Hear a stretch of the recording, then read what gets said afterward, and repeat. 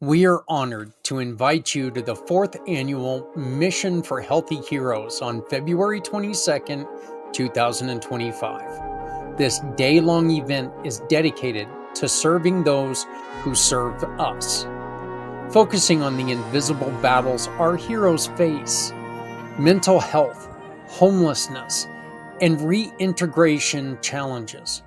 Over the past 3 years, we've shared stories of resilience and hope.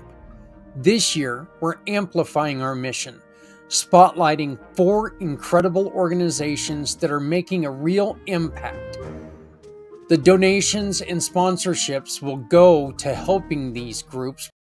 We are honored to invite you to the 4th annual Mission for Healthy Heroes on February 22nd, 2025. This day-long event is dedicated to serving those who serve us, focusing on the invisible battles our heroes face: mental health, homelessness, and reintegration challenges.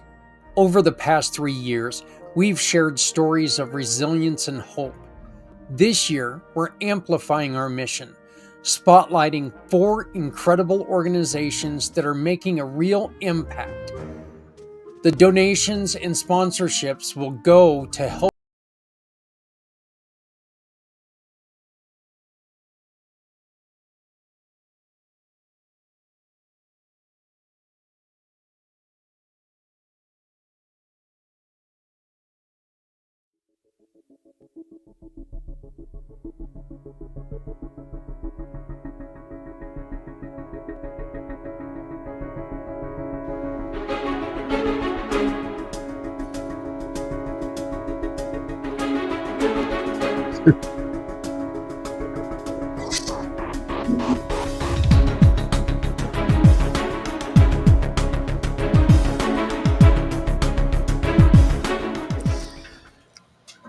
Hey there, good Monday to everyone. It is Footprints Forward. My name is Zach Clayton, president and founder of Community Pay It Forward, Community Dare to Care, and the PAC channel.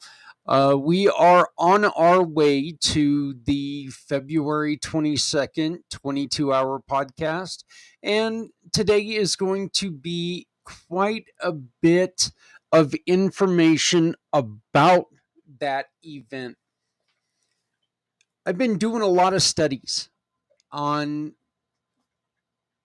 as I should, right? The one thing that I don't want to do is sit here and try to host an event and not be prepared for it. Some of the things that I've found are just absolutely horrifying. And I put together this video the other day because it really tells you the why. Why are we doing this, and why is Mission for Healthy Heroes so important?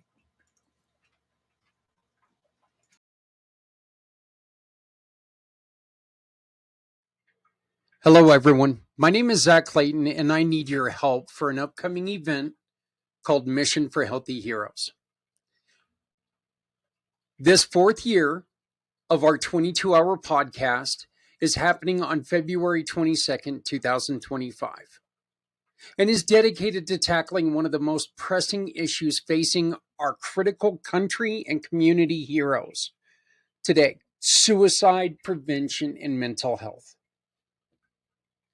We're bringing together experts, advocates, and individuals who live with experience to have an honest and impactful conversation about challenges our heroes face and how we as a community can help. For our communities, these tragedies often stem from complex factors like mental health challenges, including PTSD, depression, and substance abuse, family strain, and feelings of isolation when transitioning to civilian life, career stressors like financial instability or workplace difficulties, easy access to firearms during moments of crisis, and systemic barriers like the stigma around asking for help and gaps in support systems. This is a problem that needs us all, Professionals, advocates, families, and communities working together to find solutions. That's why I'm reaching out to you. We're looking for guest speakers to join this important conversation. Whether you're a mental health professional who works with our heroes, family members or spouses who understand the challenges of this complex family lifestyle, advocates or nonprofit leaders supporting our heroes, researchers or policy experts working on systemic solutions, or a survivor who can share your personal story. We need to hear from you. Your voice and expertise could save lives by helping us shed the light on these issues and explore meaningful solutions. If you are interested in participating, know someone who should be part of this discussion, please reach out to me directly. You can use the information found right below me or by scanning this QR code. You can sponsor, you can volunteer, you can speak, and you can save lives. Because together we can create a powerful conversation that drives awareness and action. Let's honor our heroes by supporting them when they need us the most. Thank you for watching this short video, and thank you for caring about our hero community. Let's work together to make a real difference. I look forward to hearing from you soon. Thank you. Again, scan the QR code or use the information below, and let's make action count.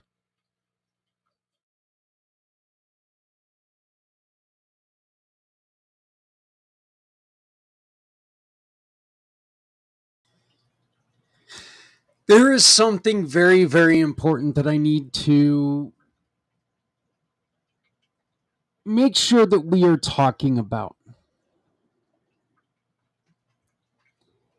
And this is such a serious problem where we as civilians need to take and not put aside our beliefs. I don't want to say that, okay? I fully believe that gun owners should own guns. I fully believe that not everyone should have automatic weapons. I fully believe that if a person is well in mind and well in health and well trained, by God, let him have one. I don't care about that. But I also fully believe having a loaded weapon is having a loaded weapon. We're going to be talking about things in situations where people had access to these fully loaded weapons, and if they wouldn't have, it would have saved their lives. I'm asking everyone to join us and give us their alternatives, okay? I would like to hear, and I'm going to say this, and this may become shocking or whatever, but I would like to see somebody from the left, somebody from the right, and somebody who is centrist, other than myself. Join us and let's have a, not debate, but an agreement on what it would look like if we put partisan politics aside and put mental health in the forefront. So I challenge you. I challenge anybody out there. Come on, let's talk about this. I will tell you this right now. If it gets too political, I'll cut you off and you'll be gone, because this is not what it's about. This is about our heroes, and this is about how they deserve to live. They deserve to live happy and be healthy.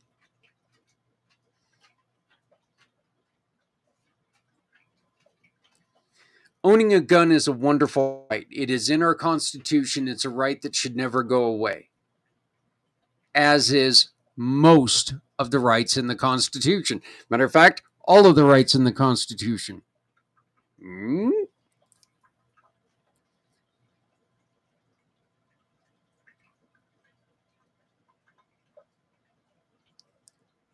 But there's got to be safety in it.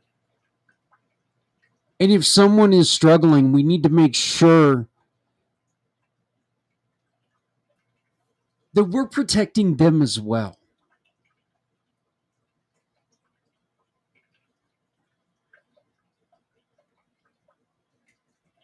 I don't care how much of a gun owner and gun rights advocate you are. The senseless death of anyone is not okay.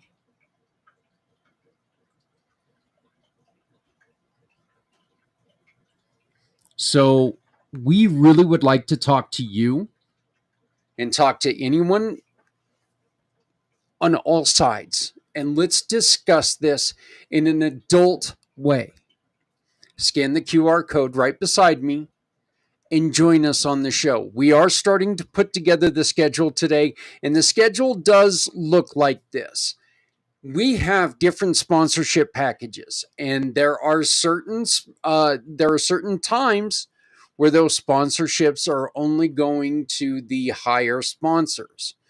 And we're doing that as an award to them and as a thank you to them. But we also want to make sure that, even the people who can't give the $250 or $400 sponsorship, they get good times they can sponsor. So don't worry. This is 22 hours. We're looking to fill all 22 hours. Okay. We need your help doing so. One of our sponsors that we've got back for a third consecutive year, and I am so thrilled to have him back, is my buddy Les Simpson. And Les sent me a video that he would like me to share with you all, and I would like to this is his new thing, and I'm going to tell you something. We had 2 interviews with this gentleman that you're going to watch in this video, and this is the first one. This is the first of the trainings, and I encourage you, pay attention to this because this is really pretty cool. A lot of the things that we were talking about just make sense.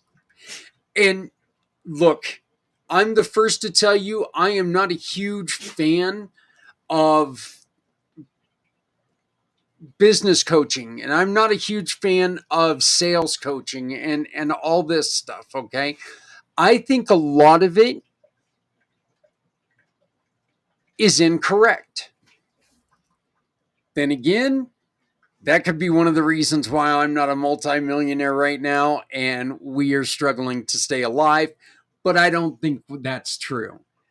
I really think that they have this program going well. But I do want to let you know we will be getting back to a mission of Healthy Heroes as soon as I play this video for Les. And we are going to relive one of the interviews from a previous episode. So this is my buddy Les Simpson, who is rejoining the Community Pay It Forward program for his 3rd consecutive year. Les, welcome home.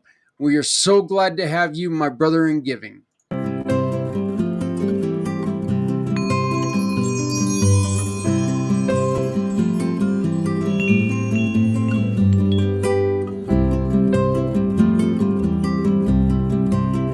Hi there, J.W. Wilson here, founder and executive director at the Learning Code Institute. And I want to welcome you to your very first Cracking the Sales Code module. And before we dive in, there are a few quick tips that we want to share with you that will help you get the most sales results possible out of this program. First of all, this course will likely look completely different from any course you have ever taken before. Most of our participants, like you, are shocked when they learn about the structure of our disruptive courses and how they work.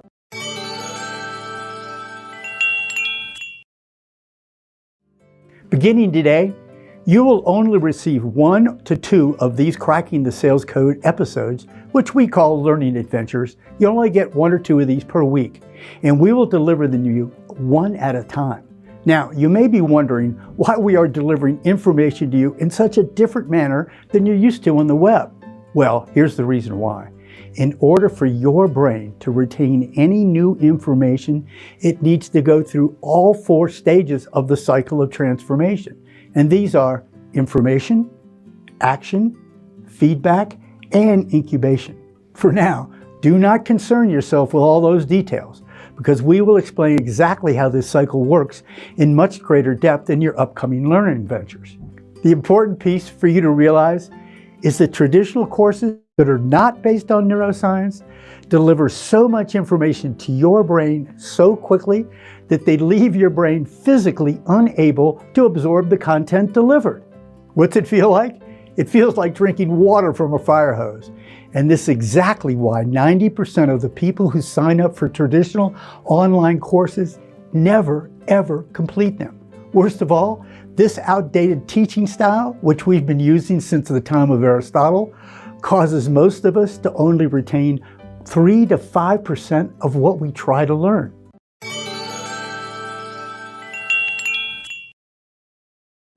So, by only providing you with a small amount of relevant information at a time in our shorter 3 to 10 minute long learning adventures, we allow your brain the time it biologically needs to commit your new learning to memory so you can use it, not only to elevate your sales process, but to improve your life and the lives of others.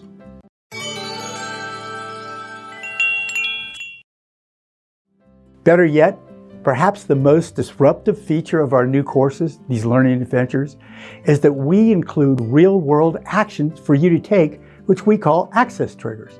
Access triggers are hands-on activities you will complete in the real world so your brain gets the feedback it needs to ensure that your new learning is locked into your brain structures to stay, so you can finally get the results in your personal and professional life that you have always been dreaming of. Thank you for choosing to unlock the neuroscience of sales with us. And without further ado, let's get on with your very first Cracking the Sales Code adventure right now.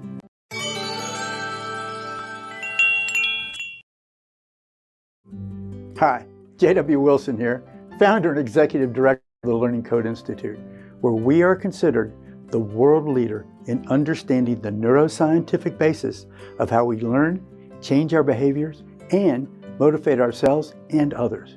We are delighted that you have chosen to join us for Cracking the Sales Code, how to use neuroscience to position your brand as #1 in its field. Whether you're in big ticket sales, you do door-to-door sales, operate from a call center, or whatever you sell, whether it be real estate, cars, financial services, stocks, pharmaceuticals, insurance, consumer goods, whatever. Whatever your niche is, the material you are about to receive will not only break your thinking machine about the fastest ways to achieve exceptional sales, it will give you a whole new paradigm as to how to amass a tribe of followers who want more of you and more of what you are selling. And we at the Learning Code Institute personally guarantee that each of you are going to enjoy and reap huge benefits from these groundbreaking adventures in sales. Some of you are familiar with us, but for those who aren't, allow me to provide you a little background on how Cracking the Sales Code came about.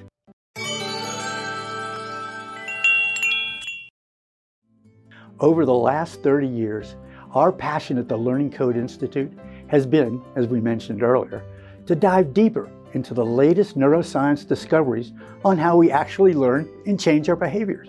Specifically, the powerful role your biology plays in activating the brain structures and even the genes that dramatically accelerate your customers' learning and buying process. If we would have realized the depth and complexity of this subject 3 decades ago, I honestly don't know if we would have embarked on this journey of discovery. But thank goodness we did. We're so glad we're here with you. This journey into how our brains and biology actually learn is an entire universe unto itself, drenched in complexity, more than we could have imagined. And yet, step by step, hour after hour, year after year, and thousands of scientific papers and books on neuroscience, genetics, quantum theory, epigenetics, biology, chaos theory, all that research later that we dove into, we arrived at a breakthrough in understanding the scientific basis of how to dramatically accelerate the speed and depth of learning, motivation, and behavior change.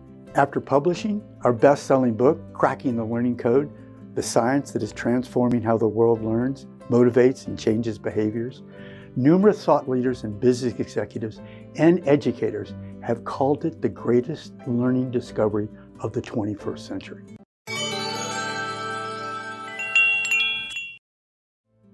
Just as importantly as the science behind the learning code is what we did next. We began to develop practical, easy-to-understand applications to use this powerful scientific-based learning technology for specific interest groups like teachers, homeschool parents, addiction counselors, finance managers, and yes, people like you, sales professionals, which leads us to today. You are about to enter the rare air of knowledge about the most disruptive and effective sales tool and strategy ever created.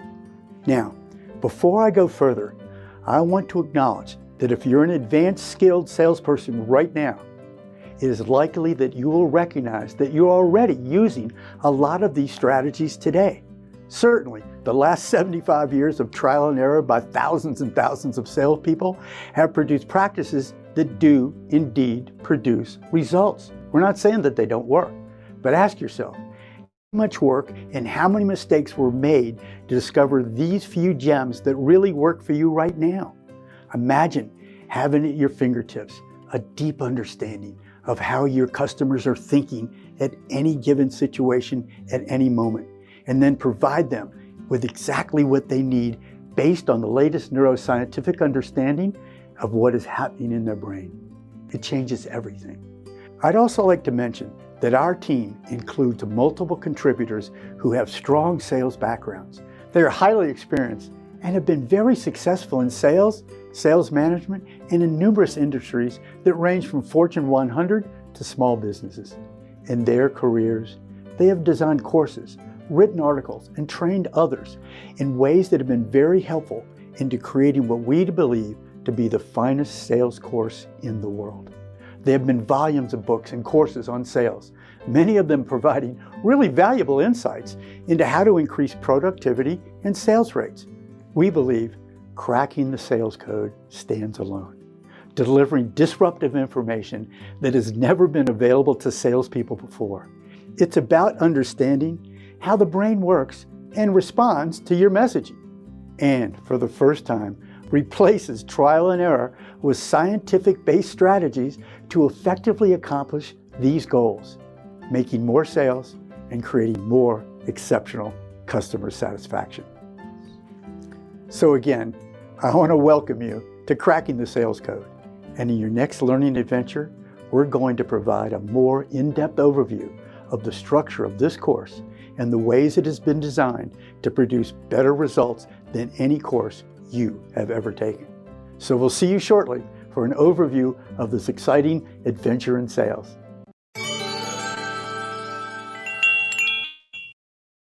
As you will see in these learning modules, which we call learning adventures, there is not a lot of the traditional kinds of homework you experienced in other academic and online courses.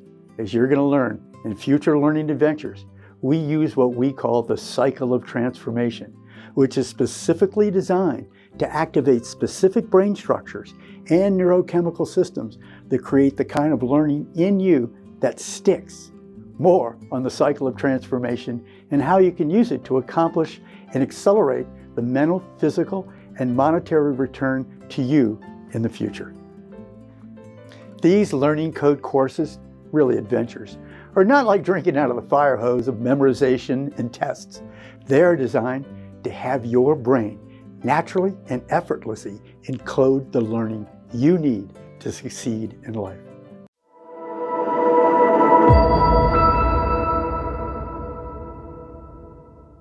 So today, the only thing we would like you to do is sit in an easy chair or take a walk. Take a few minutes and ask yourself this question. Is what I have been doing in my sales efforts giving me the results that I demand? And then take a few minutes to reflect on it. But here's the important part. Don't BS yourself so you look good. Just ask yourself that question. This is really all you got to do today. Ask yourself this question, reflect on it, and we will revisit it in future learning adventures and discuss it more. I'm so looking forward to seeing you in the next learning adventure where we will peel the onion even more so you can apply the latest learning and marketing science to your brands and sales efforts right now.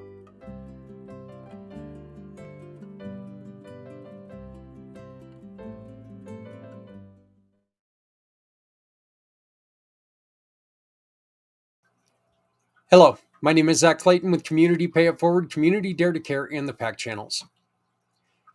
I'd like to take a real quick minute to tell you why we have created a mission for healthy heroes. First responders are our everyday heroes, rushing towards danger when others step away. But behind the bravery lies a silent struggle with mental health. Research shows that 85% of first responders experience mental health challenges, like depression and PTSD. These conditions are significantly more common amongst them than in the general population. Did you know that 35% of police officers and up to 24% of 911 dispatchers live with PTSD? And tragically, first responders are more likely to die by suicide than in the line of duty. In 2017 alone, 103 firefighters and 140 police officers died by suicide. In comparison, 93 firefighters and 129 officers were killed in line of duty. These numbers are heartbreaking, and they highlight the urgent need for mental health support. Yet many remain reluctant to seek help due to the stigma, concerns about confidentiality, and fear of career consequences. Mental health matters. Support our first responders. Together, we can make a difference. Join us on February 22nd for a mission for healthy heroes. Visit communitypayitforward.us/mission for healthy heroes or use the QR code above to become a sponsor today. My name is Zach Clayton, and I hope you join us. Thank you.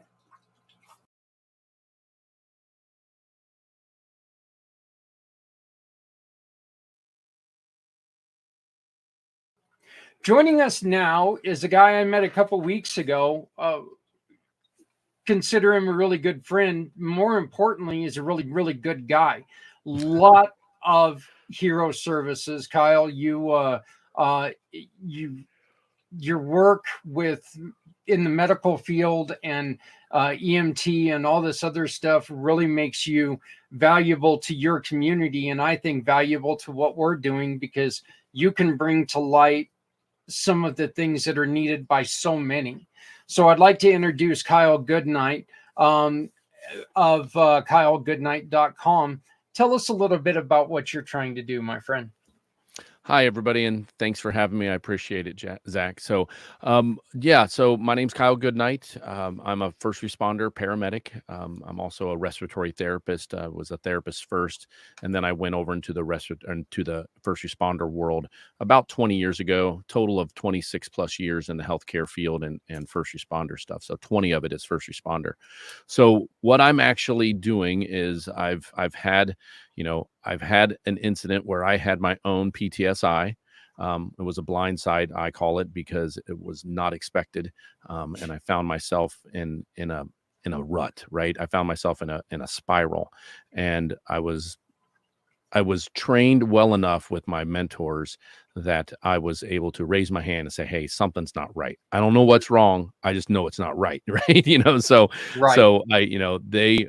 my mentor came to my home a day after my shift when all this stuff went down. And it wasn't just one thing. It was the same thing, but multiple times in a very short period of time.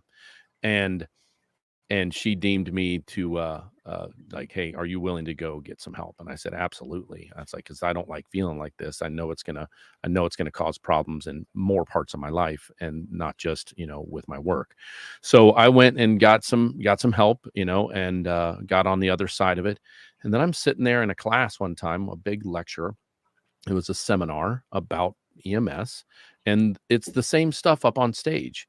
It's 12 leads, it's trauma care, it's difficulty breathing, the difficult airway. And I'm like, yeah, those are all great, and we train on that a lot. One thing we've never got training on is how to build and fortify ourselves. From the beginning of my career, and goes back into the schooling. I went to school back in 97, so that ages me.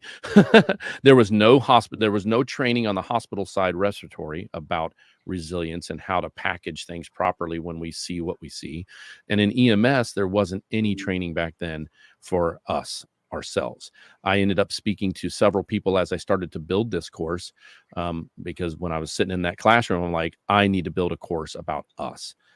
Because I know we have a problem, we have a stigma, we have that inability to say, hey, I do feel a little wonky as a whole, as a first responder whole, and that includes firefighters, EMTs, police, emergency dispatchers, corrections officers, all those first responders, right? And I ended up talking to several during my research on this. I talked to one police officer who was like, I said, "Hey, how much training do you get in the academy?" He's like, 2 hours. I'm like, "Oh, that's awesome. 2 hours a week. That's what you guys are doing now. That's great. You guys totally need that." He's like, "No." He's like, 2 hours for the entire time we talk about ourselves. And I'm like, "Oh, that's a problem. 2 hours isn't Yeah. enough. We know it takes anywhere between 66 days and 285 days, I think, as the research said, to establish a habit. And to establish self-care and to establish resilience, you need to do it over time with someone who's been there and done that and can help you. So basically, that's what I'm doing. I've created a course. I've found some very good tools and knowledge and things that tie a lot together. That things that tied together for me, including before I became a medical professional, so like it goes back that far. And a lot of people don't understand that that's tied together. Our brain health, our communication with our family, whether that's you're married and have a wife and kids, or whether that's your parents when you're a young EMT or a young firefighter or police officer, and you don't have a true family yet. You may only have your family as in your mom and dad and brothers and sisters, or whatever your dynamic is. That is still important too, because if they don't understand your world, then that's a stressor, right? And of course, it's not all about the stress we see on scene. It's not all about that. It's the stress about your home life. You're away from your family for extended periods of time. And this is why it even goes into like the hospital realm. Hospital realm people, I worked 12-hour shifts at the hospital, sometimes 3 days in a row, sometimes over weekends, where everything was going on with the rest of my family because they're not in healthcare, or most of them weren't in healthcare. My wife's a nurse. So, I mean, that was a double whammy, right? So it was one of those things where it's not just what we see and what we deal with at the job.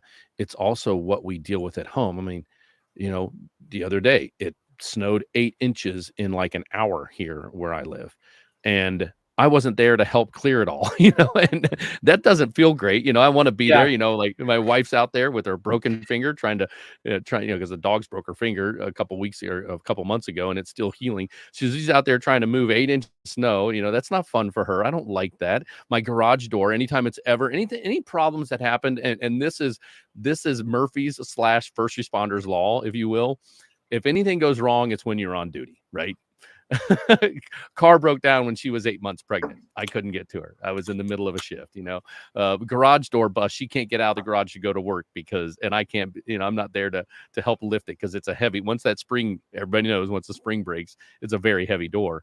But luckily, we have neighbors, thank God. But, that's all part of it. It's not just what we see on scene. It's how we bridge the gap and how we come back home and present ourselves too. If we present ourselves under that same stress that we were just in, then that's not good for our kids, our parents, our wives, our husbands, our significant others, whatever you want to call, who you have at home, who you come home to, your own dogs. If you live by yourself as a first responder and you come home to your dogs, and maybe that's a little caveat because dogs always make me happy no matter what, and unless they've got diarrhea or sick, then I'm really cranky. Yeah.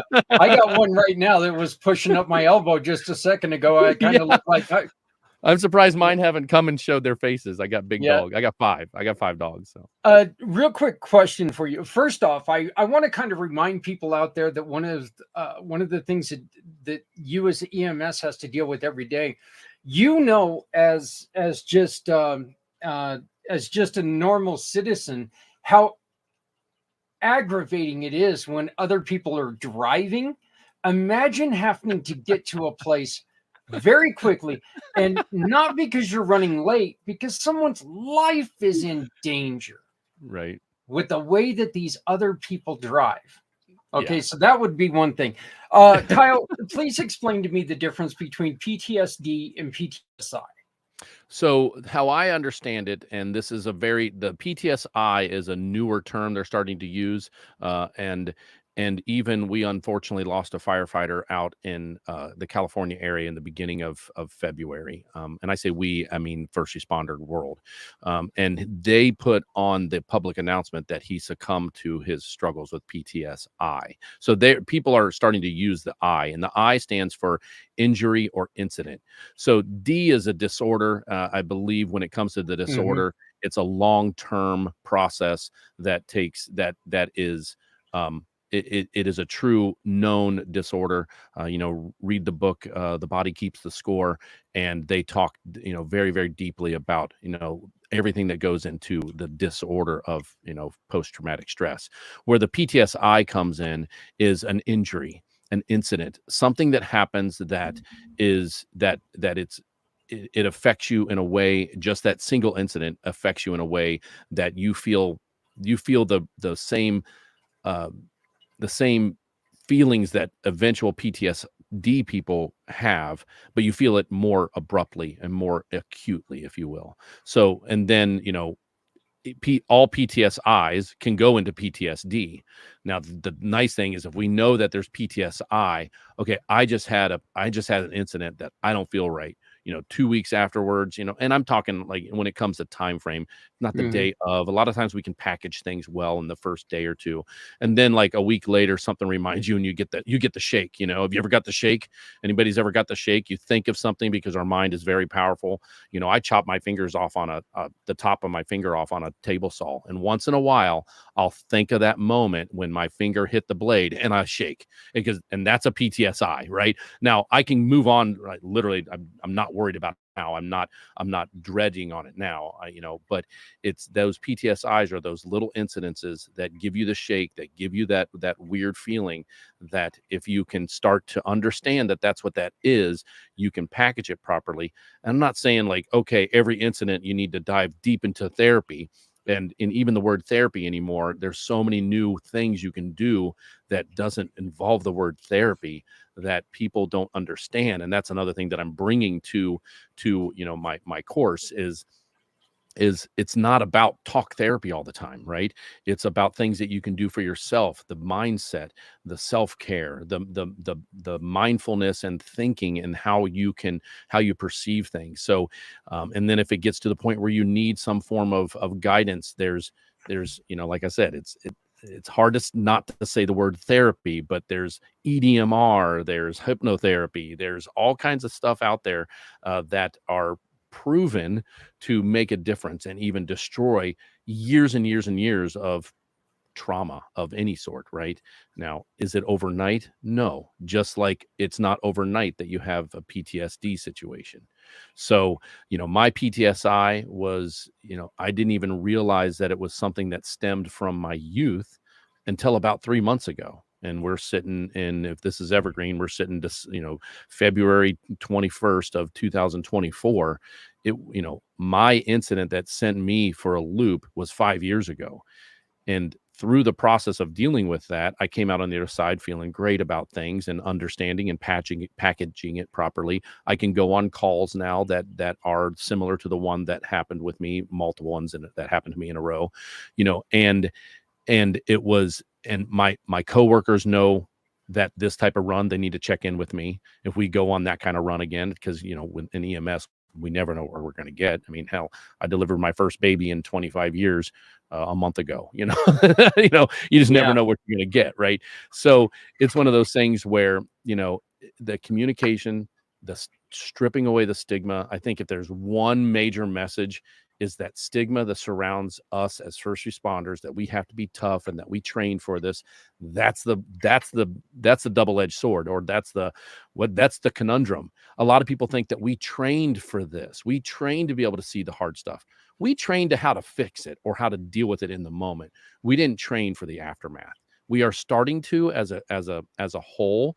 I did talk to a couple of EMS class people that run paramedic programs, and I asked them straight up, hey, do you do anything about mental health for the person? Like, not mental health runs where we go mental health patient, but for us. And he said, we're starting to sprinkle it in, because COVID kind of helped that, which is great. A couple of good things that came out of COVID and the shutdowns and the mental health strain that COVID caused, it brought a lot of that up to the light, and people are a little bit more open about it. The stigmas aren't completely stripped, but they're peeling away, right? So if there's, that my course, the first thing we talk about, no matter what, we have to make sure that you come in with a completely open mind and that you have zero stigma towards what you're trying to fix yourself or fix. If it's a loved one that comes into my course, that they're trying to make sure that they don't have a stigma of their loved one that puts them without being able to communicate, issues. So, one of the things that while you were sitting there talking, one of the things that I remember, one of the that I have with post-traumatic is I slipped on ice, and my foot hit our stone house, and it completely detached my ankle from my leg. And I remember the EMT coming to take me in, and I made a little bit of a sound when I went to go try to move or something like that, and the guy goes, "It's okay if you holler. I mean, that looks like it hurts." And I'm like, "Yeah, but is it really going to do me any good?" And he goes, "It probably make you, probably make you feel a little bit better." And I'm like, yeah, I doubt that very seriously, but I love, I knew what it would do is it would just, bring more attention. But right. Yeah, that was a fun time. I couldn't imagine what they thought of when they first walked into the yard, though, because it was the middle of winter. Obviously, there was ice on the ground. You don't get a lot of ice on the ground in the middle of summer. So, hi, go now, please. But my dad came out of the house and threw a cover over me. So these EMS guys come walking up. There's a covered up body on the ground, So I couldn't imagine what they were thinking. It's like, wait, I thought we were here for a leg injury. For a broken leg, yeah, exactly. So, yeah, but let me ask you this: your wife, yourself, working in this, do you two often talk to each other about stressors, or is it better for the relationship and for yourselves to talk to someone else and not, because I could see how, you've got that old saying, leave work at work, leave home at home. And look, that's impossible for anyone. That's the way it is. It's impossible for anyone. But I would imagine it would really be difficult to do that if you two would like really need to talk to each other about that Right. to a point. So how do you two manage that? Well, we didn't manage it for a while, and that's why we faced divorce at one point in time in our marriage. About 12 years in, I came home from a shift, and she's like, "Hey, I'm done," and I'm like, "What?" And she's like, "Yeah, I'm moving out," and I'm like, "Wait, whoa, what? Hold on."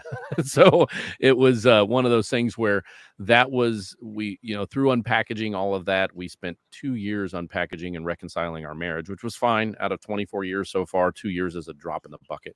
Mm-hmm. And I'm totally happy, that my kids got to grow up in a because they were younger then. They were probably 9 and 6, 5 and 8, right around there. So they got to grow up in their informative years with a combined household and not split up. So that was nice, and that was one focus that her and I had. But what we found during that process was that we were in a crazy cycle. And the crazy cycle comes from the book Love and Respect. And what it is, hey, I'm not showing you love, so therefore you're not going to show me love. Or I'm not showing you respect, so therefore I'm not showing you respect. And that comes with, not talking about our jobs, not communicating. So another big part of what I talk to people about is communication. Communication in general can open up a lot of doors. You don't have to go into detail. You don't like HIPAA rules. We're really not allowed to go into detail. We can do some generalities. There's plenty of people that I've seen be like, "Hey, I saw your wife the other day." And I'm like, "Oh yeah, where'd you see her? At the store?" And like, "No, I was in the doctor's office. She didn't tell you?" I'm like, "Oh, hell, she don't tell me she sees anybody we know. Like, that's not allowed. She can get fired for that." Like, I'm like, now that you told me that you go to her practice, I still can't even go back and ask her about what you guys discussed, right? I can just, "Hey, oh, by the way, I heard that blah blah blah goes to your practice now." And she goes, "Oh, Hey, that's nice." Lloyd just She told doesn't me even about agree. his warts. What did you see? Right.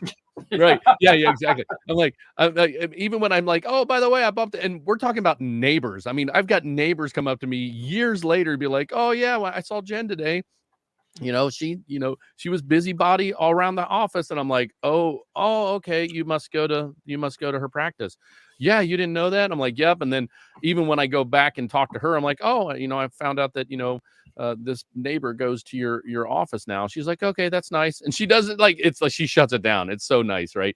But when it comes to what we see at work and what we deal with at work, because she's a pediatric nurse, and there's parents just, I'm telling you right now, it's not the pediatrics that's the problem. It's some of the parents, right? Just like Mhm. typical, like when dogs are a basket case, it's their handler, right? Their handler Yeah. doesn't know how to control the dog. So, but she has a high stress environment as well, and we are now, the communication has been fixed. We've done it with our kids. We don't sugarcoat anything with our kids, at age appropriately, mind you. You don't come home and talk about the crazy stuff sometimes, but hey, by the way, dad had a pretty rough night last night. We had a pretty important call, and just, if I feel a little off today, just, that's what it is. I'm going to do my best to try to get myself in the present to make sure that I'm here for you as well, and I'm not distant. So communication is really the key. And yes, we do share with one another our struggles at work. Now, we get to the point where we're trying, I do my best not to try to get, if it's something that is um stressful to me, and is not, and it got me into a fit of discomfort or anger at work, I try not to get back into that anger at home when I'm telling her what my day was like. And that's the important thing. And we do listen to each other. We do give support to one another, and it's better now, of course, than it's ever been, because we've just got so much practice at it, right? And it's not perfect when you first start out trying to communicate your outside of the home world with your loved ones, but it's just a matter of appropriately and legally being able to explain what you have gone through, and that why you may feel a little off today, and things, hey, what makes me feel good is to sit down and build Legos with you, buddy. If I come home and I'm like, "Hey bud, I know you said earlier that you like to build Legos with me. Let's go ahead and build some Legos for a couple of minutes, and just, let's do something together, so I can get away from what I dealt with, yesterday at work, and I can focus on you. So communication, I think, is honestly the bottom line of what we need to do when it comes to our loved ones and our jobs. And that can be tough. Sometimes people don't want to hear it, and that can be something where a third party person, not a counselor, a moderator of some sort, somebody who is trained to unpackage. That's one thing that when we went through our couples therapy, we were able, our third party person wasn't like a shrink. He was more of a moderator, right? He was a counselor. And what he was able to do was, like, the words that came out of my mouth that she didn't understand, he was able to, like, say, hey, what he really means in guy talk for you to understand is this. And that's one thing we learned during that process, is that she communicates a little bit differently than I do, and how to unpackage what I'm communicating, right? So that would be, those moderators, they've got to have nerves of steel, because you gotta go to that point where I'm not trying to mansplain something to you, right. But what and I see a lot of times that there are conversations that you're in an argument with somebody where two people are saying the exact same thing, but they're saying it different, and it comes across as you're arguing, and it's like, we're not arguing, we're saying the exact same damn thing. Look, I just say it this way, you say it that way, but it means the same thing. Let me ask you this, because this is one of the things, and see, I wrote this down, and like we were talking about earlier, if I write it down, I'm going to see it after we're done, and I'm going to be like, we didn't even get a chance to ask that. So what are the difference between what are the stressors difference between an EMS and respiratory therapy? Because that's a good therapy. One. Oh my gosh, that's a great one. So respiratory therapy, if people don't know what that is, we're the ones that deal with the ventilators and breathing treatments. And we're basically, the easiest way to say it, to understand it, is we're a nurse specifically for the respiratory system, airway and lungs. We do have some cardiopulmonary departments that sometimes we do some cardio stuff, and they're combined. But I worked at 3 different level 1 trauma centers. You see all kinds of stuff come into level 1 trauma centers. One of them was a pediatric level 1 as well. So I saw some crazy stuff, kids being burnt, dipped in water, blah, all that kind of stuff. I've seen some wonky stuff. And I think the difference where the stressors are there is you don't really have any downtime. You just have to go to the next patient. And there's also the fact that most hospitals help more people than they don't, right? More people survive their stay at the hospital than die at a hospital. A lot of people think, well, I don't want to go to the hospital. But people die there. Well, people die on our roadways way more than our hospital systems. But when it comes to the stress between the two, when we're done with the run, sometimes we don't ever find out anything about what happened to that person. We're lucky enough now, my department now will have a digital format for our charting, and I can click a button that says follow up, and we have a team that follows up. We have different people for each hospital in our local area that have connections to get in HIPAA permitted, to get the information after 2 weeks, 3 weeks, how many ever long it takes to get the diagnosis from them of what happened with that person, and we get follow up. We get closure, right, with that. And I think that's a big thing, where for a lot of times people that don't have the closure, the wondering if what I did helped, or if it didn't help, what could I have done differently, and then critique my care, right? So respiratory wise, it's high stress, and the fact that there's, I've had 5 ventilators one time in a 12-hour shift that came into the ER, and 3 of those were overdoses that were dropped off on our front porch, right? You're like, whoa, that's a stressful situation. Yeah. That was also for me a very adrenaline rush for me. And it was stressful in the moment, but I knew that I was doing everything in every single moment to help that person survive. And that is helpful, right? So then I see that person walk out of the hospital later on that day, or 2 weeks from then, if they get put in the ICU, or traumas that come in and I see them, after surgery, up because with respiratory, we kind of float the hospital. We're not always in the ER, or we cover the floors, we cover ICUs, and we rotate.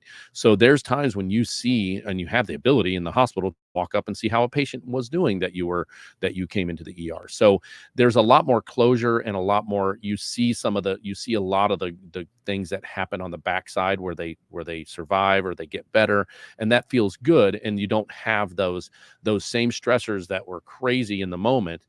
You see things, I mean, I've had a patient where he dove into a pool, broke his neck. Well, I became pretty close to him in the ICU setting because I cared for him for weeks. And after that was all said and done, him and his family, because we got to be so close, they invited me over for a visit at their home to see his home life now that was changed. And he was an ex Big Ten football player, right? And it was one of those things where, I got to see how he, unfortunately, yes, he is paralyzed, but he is living a life and his brain is still intact, and he is still able to have a conversation. And I got to see that. So that the stressors of his injury that were on me during that time, they're not there, because I know that he got to the backside of it with some form of life, right? And that's very helpful. So it is a big difference between the respiratory stress and the EMS stress. Sometimes with the EMS stress, there's things, because I personally, and a lot of us, I would think, a lot of first responders, they operate in the community that they live in, or they're close to, or they Yeah. get close to. My specific PTSI, it affected my whole family. The person I was unable to help because they were already gone was actually a friend of my daughter. And when I came home, she was crying, and I'm like, "What's going on, babe?" And she's like, "My friend just died, and somebody I go to school with." And I'm like, "Oh my God." And she looked on my face and knew that I was on that run, because she put two together, that we live really close to where her friend lives, and that I was at work, and then I just came home. And she was like, "Oh my God, you were on that." And I'm like, "Yeah, but babe, I was." And, why couldn't you help her, Dad? I mean, come on.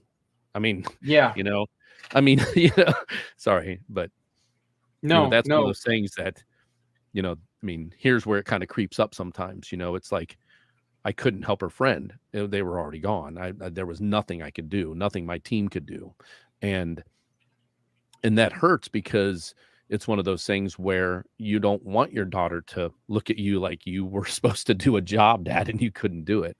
Well, unfortunately, they were already too gone before I got there. But yeah, that was the beginning. And then I had multiple runs after that were the same concept, the same situation. And it was like, that was a big one, because it wasn't just the girl, it was her whole family. And mom and dad and brother as well. So it was devastating to the community. It was devastating to myself. It was devastating to my crew.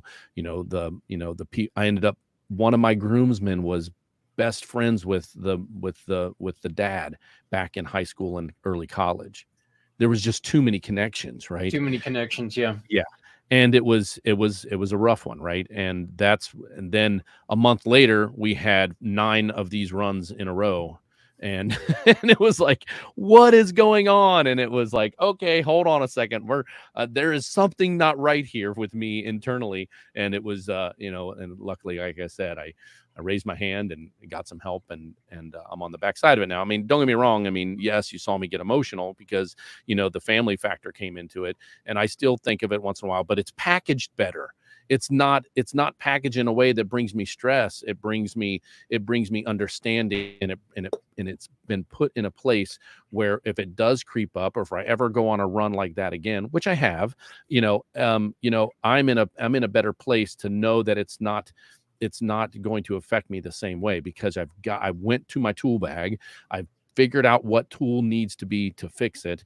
And then if I ever get back to that case, I know where that tool is. Just like I carry a first in bag. I know exactly where my ambu bag is to breathe for someone is. That's the same concept that I'm teaching when it comes to my course, is that I want people to have a mental first in bag. When they need help or they don't feel right, or they've built these tools, they've packaged them properly, and they know where to go in the bag to grab the tool that could help them with that. And if that tool doesn't work, what's the next tool? Well, there's plenty of tools out there now. It's not just one-stop shop. There are plenty of tools in the toolbox to help us to package things properly. Kyle, I want to thank you so very much, and just to let you know, I please send your wife my love, my respect. I will do. When you got emotional just a minute ago, and when you told me about how the parents are one of the worst part, you're right. I remember my son being 2 years old, and we had to rush him in because his oxygen level was really, really low. Yeah. And they couldn't draw blood from my son. They kept missing.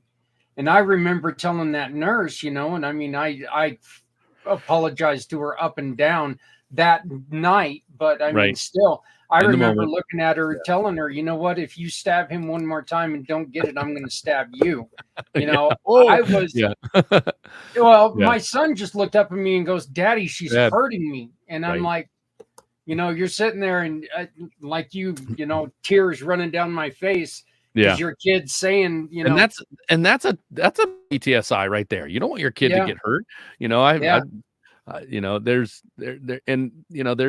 I mean, if we had all the time in the world, my daughter got put in the ICU and went on ventilator support because I didn't make the decision properly to get her help early enough. There's that one. That messed me up, because it was like, wait a second, I didn't make a decision, and I'm a paramedic. I should have seen this coming, and unfortunately, I didn't. There's nothing in this world that'll make your life change worse or more than your kids. Oh, no doubt. The decision that you made on your kids. So, yep, exactly. Hey, I want to thank you. Yeah, thanks. I appreciate it. I do want to mention this. I'm sure that people are watching this. You see my email address and whatnot, but I'm also putting on a free webinar on March 1st.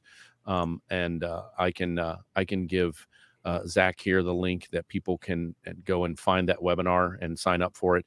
Come to get to know me a little bit more. I have a couple of things that can help you in the moment during that webinar. It's not the full course, of course not. Remember, we talked about 66 to 285 days, but it is definitely something where I want to make sure that anybody watching this, whether you're a first responder, a family member of a first responder, in nursing, hospital work, any type of high stress situation, I really feel as I was building this, that this could actually extend out to anybody in high stress. A lot of the same concepts are anything with high stress, not just first responder and what we see. So, because we know that there's heck, one of the most stressful jobs I ever had was when I was in the corporate world, and developing medical products. That was a very high stress job for some reason. And I'm like, nope, I want to go back to clinical. And if I have to pump on someone's chest, that's a lot less stressful than this world of corporate and all the things that happen in the corporate world. So if anybody's in the corporate world know what I'm talking about, but yeah, so send me that information and we'll flash it'll be on my website too. He's put my website up there a couple of different times, my email, if that's something that interests you and you want to be a part of it. There's I'm the only Kyle Goodnight in the world spelled the way that I spell it. I put a K in the middle of my last name. Good Knight in Shining Armor, if you will. I also purchased Good Night without the K just on my website, just so if anybody forgets to put the K in, they still get me. So it's there is one other Kyle Goodnight in the world that is spelled without the K, and I've met him and I've talked to him on Facebook a couple times through chat, but that was pretty interesting. But yeah. All right, my friend. Well, you know what? Hey, everybody, just remember that QR code above Kyle's head. That is a place where you can go and you can donate right now to help people who go through something similar to what Kyle's going through. We're going to be working with Kyle much, much more here in the near future and be able to take and strengthen what he's got going on. And who knows, maybe next year he will be sitting in the same position as one of our benefactors next year. Kyle, I want to thank you very much. Please keep up the great work. I know that those 36-hour shifts have got to be a pain, but you know what? You're doing wonderful things. Yep, it's my purpose. So, that's another reason why I need to package things properly. Is this is what I was put on this earth to do, and I learned that back when I saved my mother's life back in 2000. So, that's when I figured it out. Thank you, thank you, thank you. All the love in the world to you and your team. Appreciate it. And please take care of yourself and everyone around you. But thank you very much, Kyle, and we'll talk to you Thank soon. you. Thanks. Bye.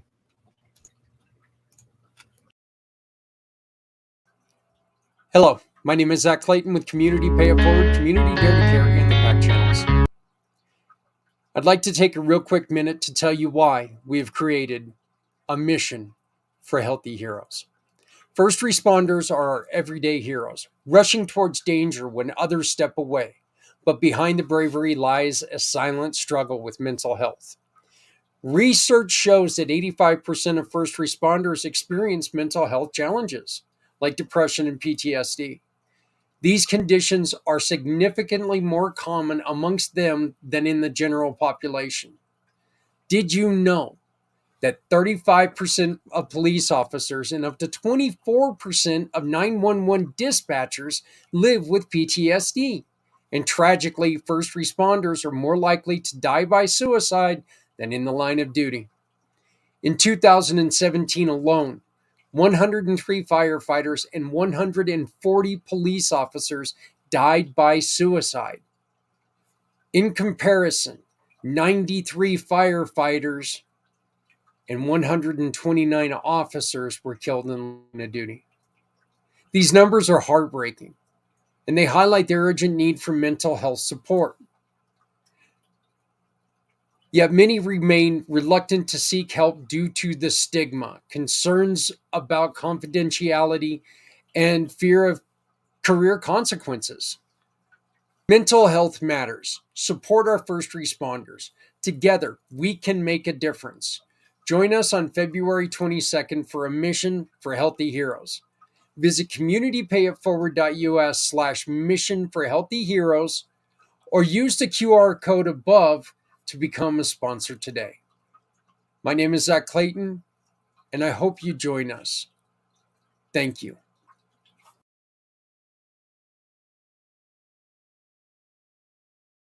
We are honored to invite you to the 4th annual Mission for Healthy Heroes on February 22nd, 2025. This day-long event is dedicated to serving those who serve us, focusing on the invisible battles our heroes face: mental health, homelessness, and reintegration challenges.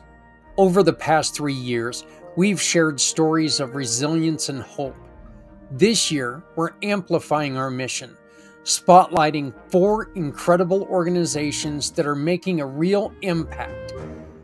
The donations and sponsorships will go to helping these groups, providing critical resources to all of our heroes, both country and community. You can help too. Share your story, partner with us, or become a sponsor. Every contribution counts, whether it's time, funds, or spreading the word.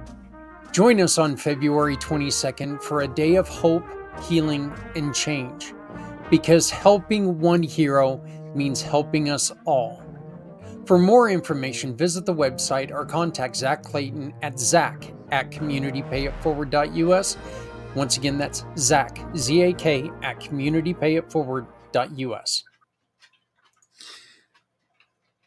I want to give a special shout out and a special thanks to Kyle. Hopefully, he's going to be joining us again this year.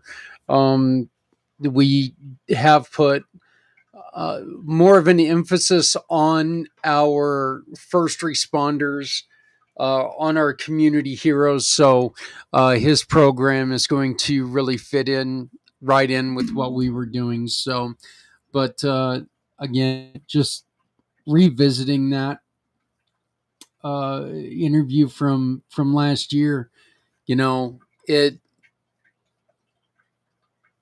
there was so many things that he said in there that, you know, you really understand some of the things that they have to go through. You understand that, you know, there are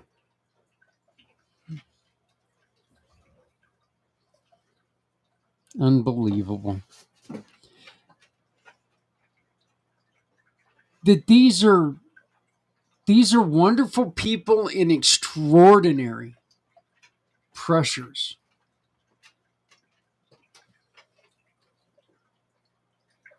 These are people who are doing things that, just imagine putting yourself in that situation. Imagine rolling up, like he said, rolling up on a scene, and then finding out that that's one of your daughter's very best friends.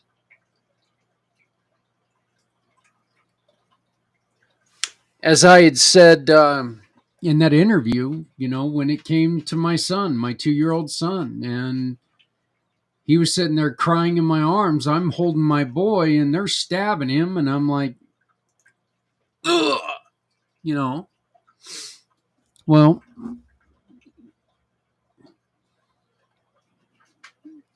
I damn near lost it. I couldn't hardly handle that. So